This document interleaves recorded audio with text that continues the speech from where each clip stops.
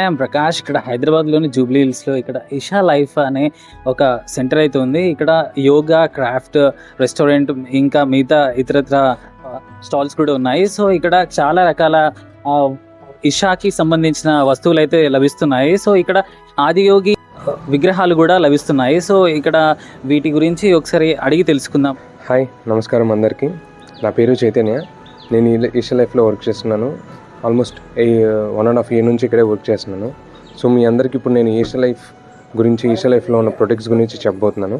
So first మనం అర్జెంట్గా స్టోర్లోకి వెళ్దాం రండి. సో ఇక్కడికి వచ్చేసరికి ఇక్కడ చాలా ప్రొడక్ట్స్ ఉంటాయి. ఆల్మోస్ట్ అన్ని కైండ్ ఆఫ్ ప్రొడక్ట్స్. ఇక్కడ బేసిక్గా చూస్తే ఇదంతా ఫుడ్ కార్నర్ అనమాట. సో బేసిక్గా ఈషాలో ప్రైజెస్ వచ్చేసరికి ఎలా ఉంటాయండి, కంప్లీట్లీ బేస్డ్ ఆన్ ఎవరైతే ఫార్మర్స్ ఎవరైతే ఉన్నారో వాళ్ళకి దిగుబడి వచ్చేటట్టు. మోస్ట్లీ ఇక్కడ ఉన్న ఫార్మర్స్ అందరికీ ఎవరికి దిగుబడి రావట్లా. సో వాళ్ళ యొక్క దిగుబడి వచ్చేటట్టు ప్రైజెస్ అనేది డిసైడ్ అయిపోయి ఉంటాయి. సో ఆయుర్వేదిక్ వచ్చేసరికి అది డిపెండ్స్ ఆన్ హెల్త్ ఇష్యూ అనమాట, మారిపోతుంది. 65 నుంచి ఒక 300-400 మధ్యలో ఉంటుంది price. Depends on health issue, ఆ ప్రాబ్లం అనేది ప్రొడక్ట్ అనేది వాళ్ళు మారిపోతుంది. అండ్ ఫుడ్ ప్రొడక్ట్స్ వచ్చేసరికి ఇక్కడ ఎక్కువ కాస్ట్ వచ్చేసరికి A2 దేశీ గీ అనమాట. ఇది 1/2 kg వచ్చేసరికి 1500 పడుతుంది, ఎక్కువ కాస్ట్. రిమైనింగ్ అన్నీ హనీస్ కానీ ఇవన్నీ 500లోనే దొరుకుతాయి. అండ్ ఇక్కడ రాగి దోశ మిక్స్లు ఇవన్నీ 200 అలా యావరేజ్ నార్మల్ మార్కెట్ రేట్స్లోనే ఉండిపోతాయి అనమాట. సో మనకి ఇక్కడ డిఫరెంట్ కైండ్ ఆఫ్ రైసెస్ కానీ, హనీస్ కానీ, and millets, different kind of millets, and Sanjeevani అనే ఒక మెయిన్ ప్రొడక్ట్ ఈషాకి యాక్చువల్గా చెప్పాలంటే. సో ఇది మోస్ట్ హెల్తీ డ్రింక్ అనమాట. లైక్ 9 కైండ్ ఆఫ్ మల్టీగ్రెయిన్స్తో తయారు చేయబడిన ప్రోడక్ట్ ఇది. అండ్ కౌగి, దేశీ కౌగి, A2 దేశీ కౌగి, ఇది జాగ్రీ. సో ఇలా చాలా ఫుడ్ ఐటమ్స్ ఉంటాయి అన్నమాట. దీంతోపాటు ఎక్కువ వచ్చేసరికి మనకి all kind of oils, groundnut oil, coconut oils, completely cold pressed అనమాట, అది కూడా ఆర్గానిక్ వేలో. And different kind of honeys, almost 10 varieties of honeys ఉంటాయి ఇక్కడ. లైక్ ఆమ్లా హనీ అని చెప్పి, నేచురల్ హనీ అని చెప్పి, tulsi honey, Kashmir honey, pepper honey అని అలాగా. అండ్ మోస్ట్లీ ఇంకెక్కువ ఏముంటాయంటే ఇక్కడ ఆయుర్వేదిక్ ప్రొడక్ట్స్ ఉంటాయి అన్నమాట. లైక్ కాన్స్టిపేషన్కి, డయాబెటిక్స్కి, డైజెషన్కి, కోల్డ్ అండ్ కాఫ్కి, పెయిన్స్కి, ఇలా చాలా ఉపయోగపడే మనకి రెగ్యులర్ యూజెస్కి, హెల్త్ ఇంకా సర్టైన్ ఎలిమెంట్స్కి మనకి ఈ ఆయుర్వేదిక్ ప్రొడక్ట్స్ అనేవి చాలా హెల్ప్ అవుతుంది. మా నాన్నగారు 6 నెలల వయసు చనిపోవడంతో మా అమ్మగారు అది కళ్ళు తిరిగి చూడడం వల్ల మా అమ్మగారు పిచ్చోళ్ళు అయిపోయారు. అమ్మగారు దాని తర్వాత కొన్నాళ్ళకి పిచ్చోళ్ళు అయిపోయి అలాగా నా 9 ఏళ్ళ వయసు అప్పుడు చనిపోయారు.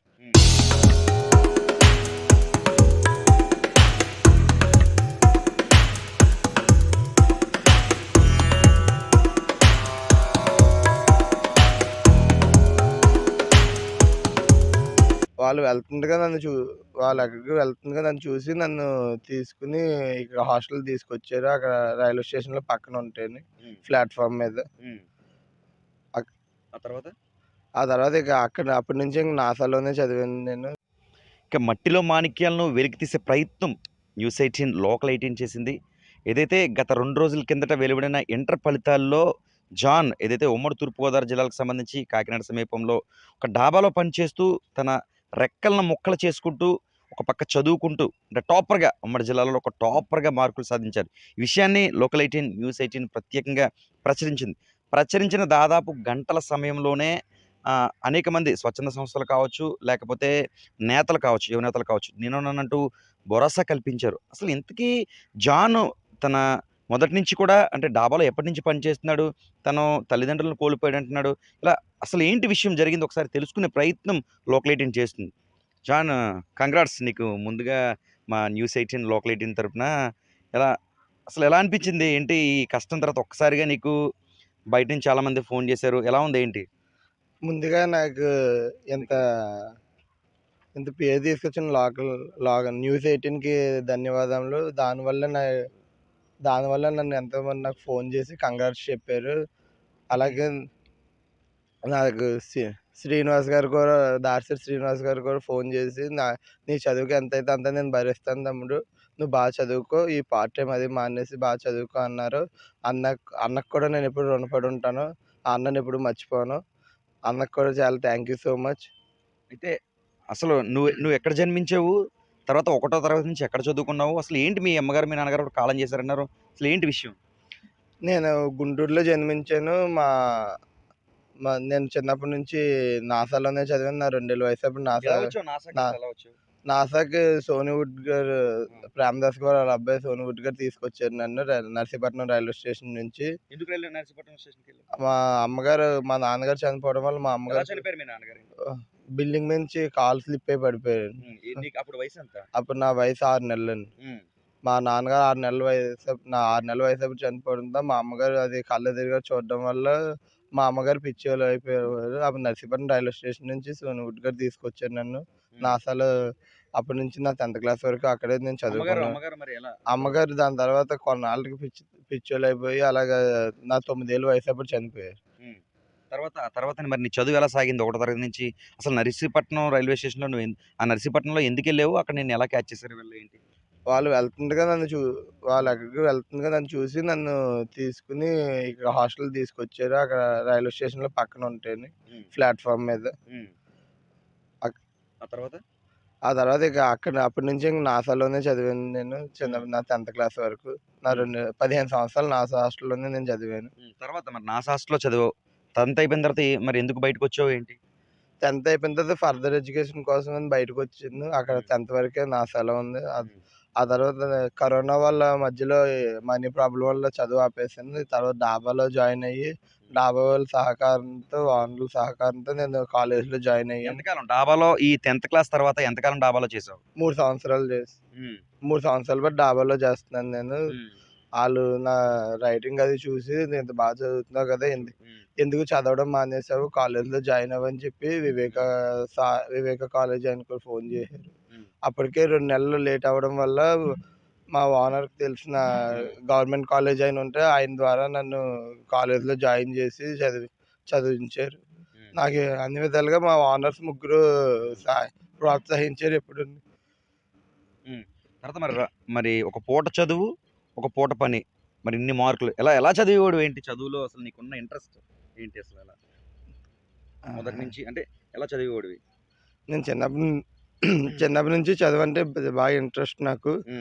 అలాగే నేను కష్టపడి నైట్ టైమ్ పార్ట్ టైమ్ చేసుకుంటూ మార్నింగ్ 6:30కి లేసి నా స్టడీ అంతా కంప్లీట్ చేసుకొని కాలేజ్‌కి వెళ్ళిపోయేవాడిని నేను. అక్కడ మా లెక్చరర్స్ కూడా మా సార్లు అందరూ కూడా నాకు అన్ని విధాలుగా సహాయపడ్డారు. నేను అడిగిన ప్రతి డౌట్‌కి క్లారిఫై చేసి అందరూ నాకు ఎప్పుడు ఏ టైంలో అడిగినా కూడా ఫోన్లు చేసి అడిగినా కూడా సార్ ఈ డౌట్ అంటే నాకు క్లారిఫై చేశారు. మా సార్‌లకు కూడా చాలా థ్యాంక్ యూ. మరి ఇప్పుడు 918 మార్కులొచ్చాయి. నెక్స్ట్ మరేంటి ఇలా వర్క్ చేసుకుంటావా? తదుపరి ఏమనుకుంటున్నావు మరి? నెక్స్ట్ నీకు ఇప్పటికే దాడిశెట్టి శ్రీనివాస్ గారు కూడా నీకొక హామీ ఇచ్చారు. నిన్ను బీటెక్ నీకు ఏది కావాలితే అది ఎడ్యుకేషన్ చేస్తాను. మరి తదుపరి ఎలా వెళ్దాం అనుకుంటున్నావు? నేను ఇంకా నెక్స్ట్ పార్ట్ టైమ్ జాబ్ మానేసి శ్రీనివాస్ అని చెప్పినట్టు కాలేజ్‌లో జాయిన్ అయ్యి చదువుకుంటాను. అన్ అన్నకు కూడా మంచి పేరు తీసుకొస్తాను. నేను ఎప్పుడూ అన్నకు రుణపడి ఉంటాను.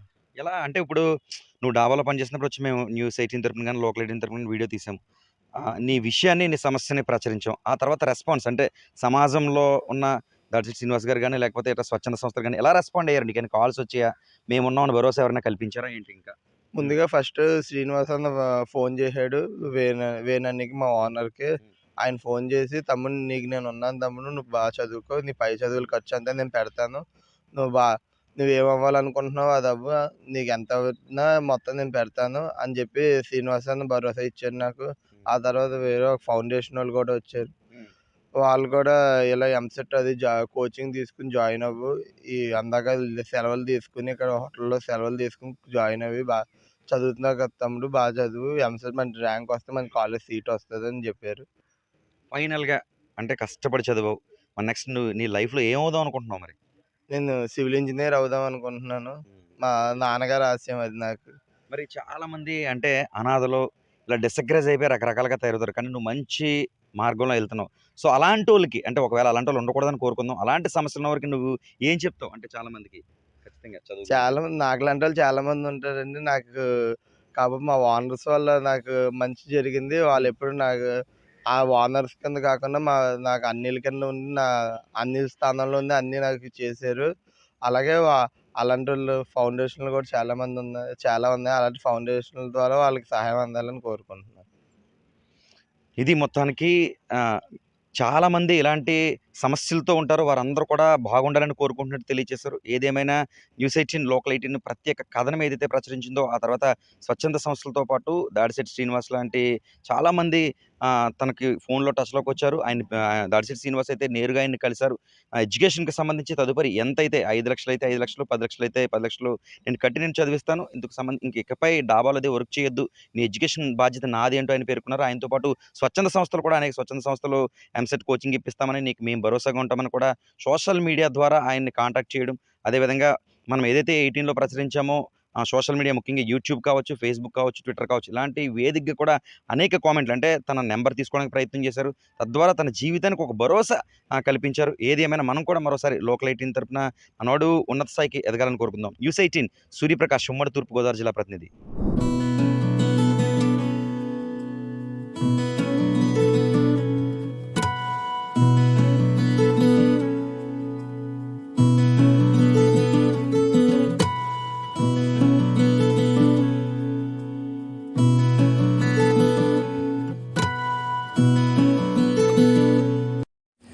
ఈ రైతు ఆలోచన గ్రామంలోని మహిళలందరికీ ఉపాధి కల్పిస్తుంది.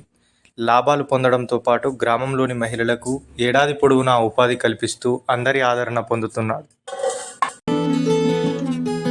నా పేరు సోమన్న. గత 25 సంవత్సరాల నుంచి ఇళ్ళనే పనిచేసుకుంటున్నాం.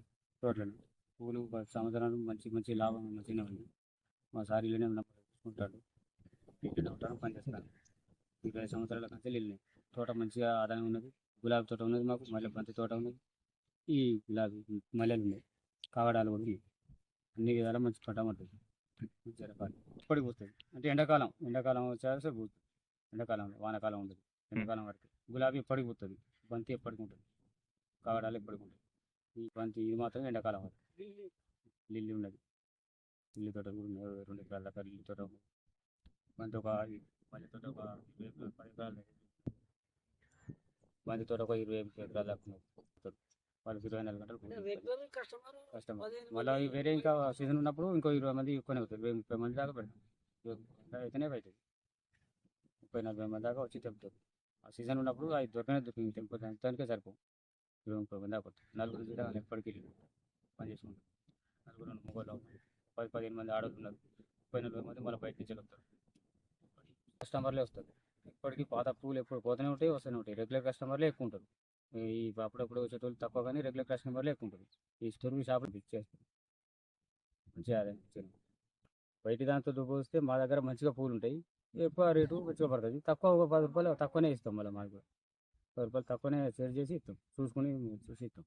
మనది మనం పండించిన కాబట్టి చూసే ఇస్తాం. ఇప్పుడు మంచిగా ఉంటుంది. నరమాస గౌరమ్మ. మేము రోజు ఈ తోటకి వస్తాం. 6 గంటల వరకు వచ్చి 12 వరకు పోతాం. మాకు 350 రూపాయలు. కొండ శ్రీనివాసు, ఎల్లగౌడు, మహేందర్ వాళ్ళు చేయబట్టి మాకు రోజు కూలి కల్పిస్తుండ్రు. మంది పట్టేది ఉంటే పిలుస్తాం. రెగ్యులర్గా మాత్రం 20 మంది వస్తాం. మంది కూడా చాలా మంది, వందల మంది కూడా వస్తారు. కాకపోతే పని ఉన్నప్పుడు అట్లా తీసుకొచ్చి పని చేపిస్తాం. మాకు రోజు పని కల్పిస్తారు. కొండ వారు రోజు 15 సంవత్సరాలు అవుతుంది.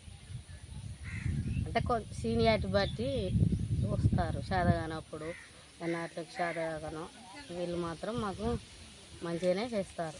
ఎక్కువ పని ఏమి ఉండదు. తిరుగుడు బాగానే ఉంటుంది. కాకపోతే ఇక రెగ్యులర్గా వెనుకలాడకుండా. మంచిగా మాకు 15 సంవత్సరాల నుంచి ఇలా పని దొరుకుతుంది. మేము బయటకు ఎక్కడికి పువ్వులు అన్ని తెంపుడు కలుపులు అన్నీ ఇళ్ళనే దొరుకుతున్నాయి మాకు. ఇక అప్పటి నుండి ఇక మేము ఏ బయట పనులు చేస్తలేము. 6:30 వరకు వస్తాం. 6:30 వరకు వచ్చి గులాబీ, మల్లె, లిల్లీ, బంతి పూలు తెంపుతాం. 6 గంటలకు వచ్చి 12 గంటల వరకు వెళ్తాం. ఎండాకాలం అయితే 12-1 వరకు వెళ్తాం. వానాకాలం అయితే సాయంత్రం. మేము 10 సంవత్సరాల కాల్ చేస్తున్నాం. రోజు రెగ్యులర్గా ఉంటుందండి మాకు పని. బయట పనికి వెళ్ళాం. బయటనేమో రోజు పని దేవులు ఆడుకుని ఉంటుంది, కానీ ఇక్కడ రోజు రెగ్యులర్గా ఉంటుందండి. పొద్దున 8 గంటలకు వస్తాం, సాయంత్రం 5 గంటల వరకు 350. ఇప్పుడేమో ఎండాకాలం ఏమో 6 గంటలకు వస్తాం, 12 గంటల వరకు 350 ఇస్తున్నాం. రోజు 15-20 మంది అట్లా వస్తాం.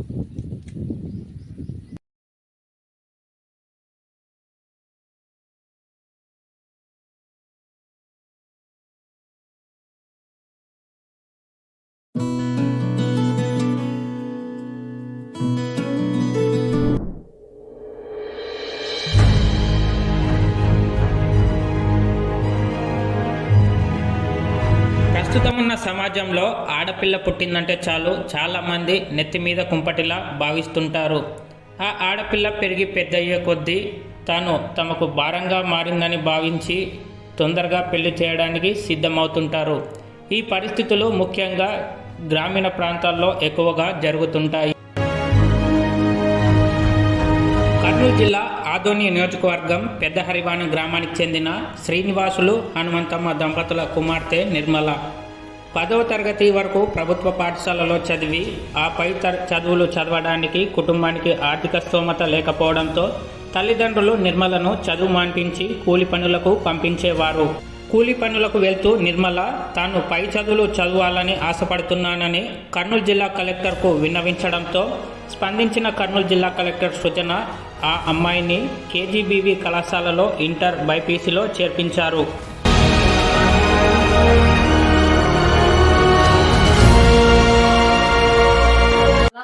మాది పెద్ద హరివాణం గ్రామం. నాది 10th తర్వాత ఒక సంవత్సరం గ్యాప్ వచ్చింది. ఎందుకంటే మా ఇంట్లో పరిస్థితులు బాగాలేవు, అందుకే మా నాన్న వాళ్ళు చదివించలేదు. జగన్ సార్ పెట్టిన గడప గడప అనే ప్రోగ్రాం ద్వారా సాయి ప్రసాద్ రెడ్డి సార్ గారు మా గ్రామానికి వచ్చి అలాగే మా ఇంటికి వచ్చినారు. మా ఇంట్లో పరిస్థితులు తెలుసుకుని నా మార్క్స్ 10th మార్క్స్ తెలుసుకుని ఆ సార్ మాకు చదివిస్తాను అని ధైర్యం ఇచ్చారు.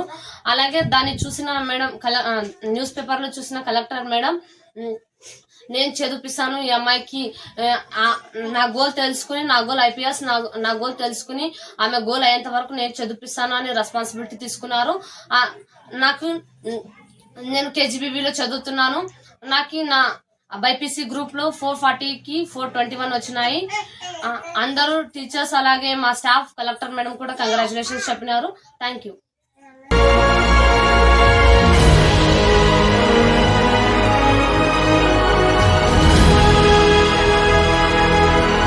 కర్నూలు జిల్లా కలెక్టర్ సృజన సహకారంతో కేజీబీవీ కళాశాలలో చేరిన నిర్మల ఇంటర్లో బైపీసీ గ్రూప్ను ఎంచుకుంది.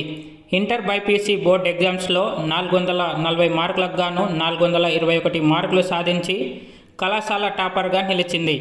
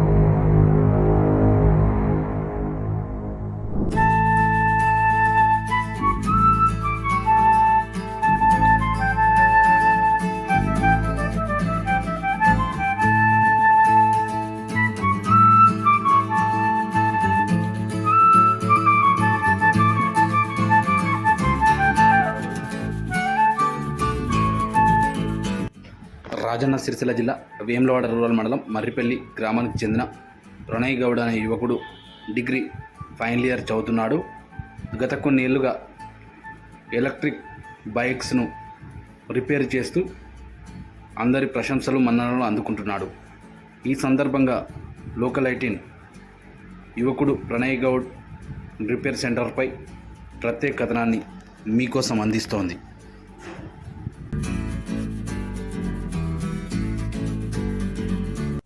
ఎలక్ట్రిక్ వెహికల్స్ వచ్చి ఎన్నో రోజులు అవుతున్నాయి, కాకపోతే టెక్నీషియన్స్ లేరు. మీ దగ్గర ఉన్న ఎలక్ట్రిక్ వెహికల్స్ ఏమైనా పాతవి ఉన్నా వాటికి సర్వీస్ చేయలేక పక్కకు పెట్టేసినా తీసుకురండి. వాటి పాసిబుల్ అయితే రిపేర్ చేస్తాం, లేదంటే రిపేర్ కాకుండా ఉంటే ఎక్స్చేంజ్లో మీకు వేరే వెహికల్ అయినా ప్రొవైడ్ చేస్తాం. ఎన్ని రకాల వెహికల్స్ ఉన్నాయి మన దగ్గర? మన దగ్గర మల్టీ బ్రాండ్స్ ఉన్నాయి. 60 కిలోమీటర్స్ నుంచి 100 కిలోమీటర్స్ రేంజ్ దాకా ఉన్నాయి. Address address SRR EV motors, Vemulawada, Bhimeshwara garden దగ్గర.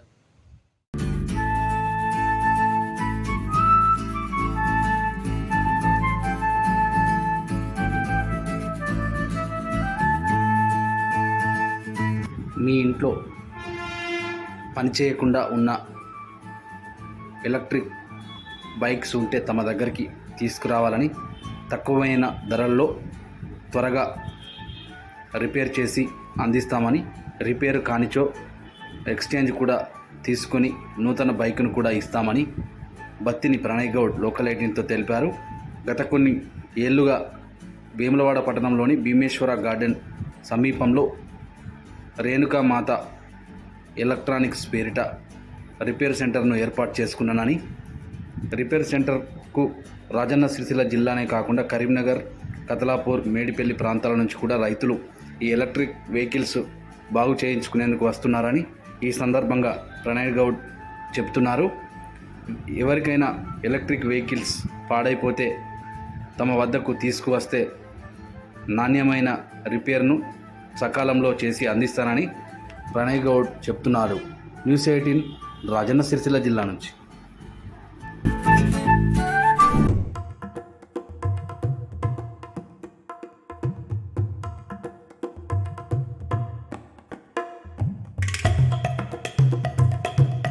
మహావీరం బ్రహ్మవిష్ణు శివాత్మకం కరుణాంక ప్రభోశాంతం రామదూతం నమామ్యహం.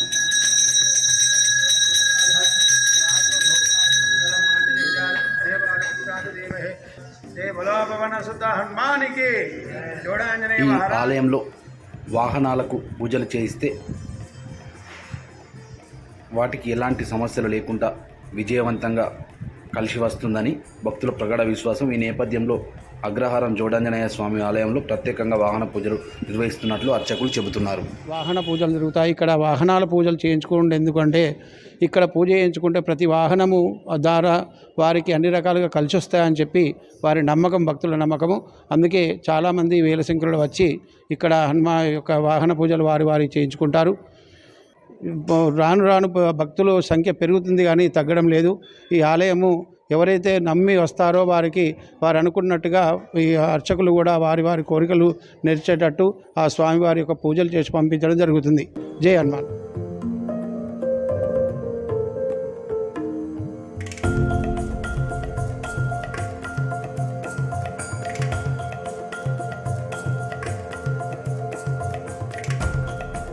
ప్రతిరోజు అధిక సంఖ్యలో రాజన్న సిరిసిల్ల జిల్లాతో పాటు సుదూర ప్రాంతాల నుంచి కూడా భక్తులు తమ తమ నూతన సెకండ్ హ్యాండ్ వాహనాలను కూడా తీసుకువచ్చి అగ్రహారం అభయ ఆంజనేయ జోడాంజనేయ స్వామివార్ల వద్ద ప్రత్యేక పూజలు నిర్వహించి తమ తమ వాహనాలకు పూజలు చేయించుకుంటారని అర్చకులు చెబుతున్నారు. శ్రీ అగ్రహారము జోడాంజనేయ స్వామి దేవాలయము సంకట విమోచన భక్తవీర హనుమాన్ దేవాలయం అంటారండి. ఇక్కడ ప్రతినిత్యము స్వామివారికి మన్యసూక్త అభిషేకము ప్రాతకాలంలో 5:30 గంటలకు ప్రారంభమవుతుంది. దానిలో అభిషేకానంతరం అష్టోత్తర సేవ మరియు హనుమాన్ చాలీస దండక పారాయణాలు జరుగుతాయి ప్రతినిత్యము.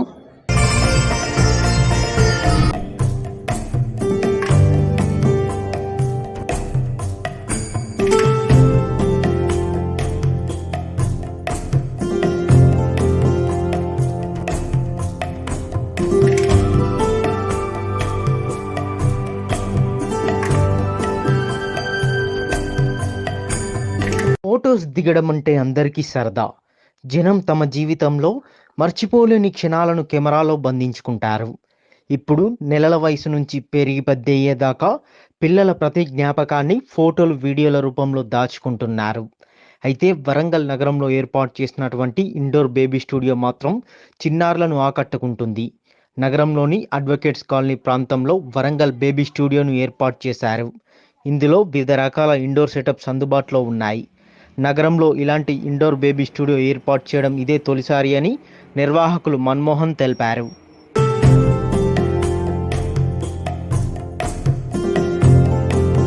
ఈ స్టూడియో వచ్చేసి వరంగల్ బేబీ స్టూడియో అండి. మాకు Warangal advocates colony road number 9లో ఉంటుంది.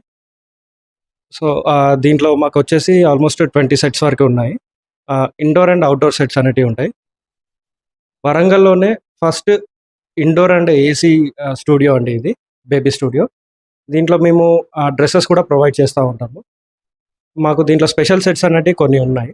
మాకు ఈ స్టూడియో పెట్టడానికి ఆల్మోస్ట్ మాకు ఖర్చు వచ్చేసి 25 to 30 lakhs వరకు వచ్చింది. అండ్ మీకు స్టూడియో సెట్స్ కూడా చూసారనుకోండి, చాలా బాగుంటాయి. మీకు తీసుకోవాలన్న ఇంట్రెస్ట్ కూడా చాలా వస్తుంది. ఈ సెట్ వచ్చేసి బుట్టబొమ్మ సెటప్ అండి.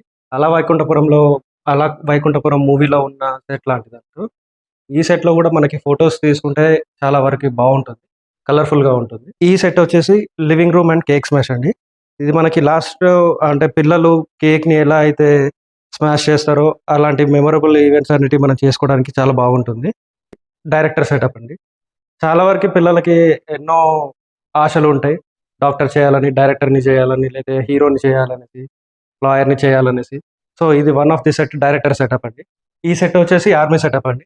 ఈ ఆర్మీ సెటప్లో మనకి మన పిల్లల్ని పోలీస్ని చేయాలి, లేకపోతే ఆర్మీ ఆఫీసర్ని చేయాలి, దేశంకి సేవ చేయాలనేసి మనకి చాలా వరకు చాలా మందికి ఉంటుంది.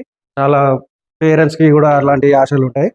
సో ఈ సెటప్ అనేది మనకి చాలా యూస్ఫుల్ అవుతుంది.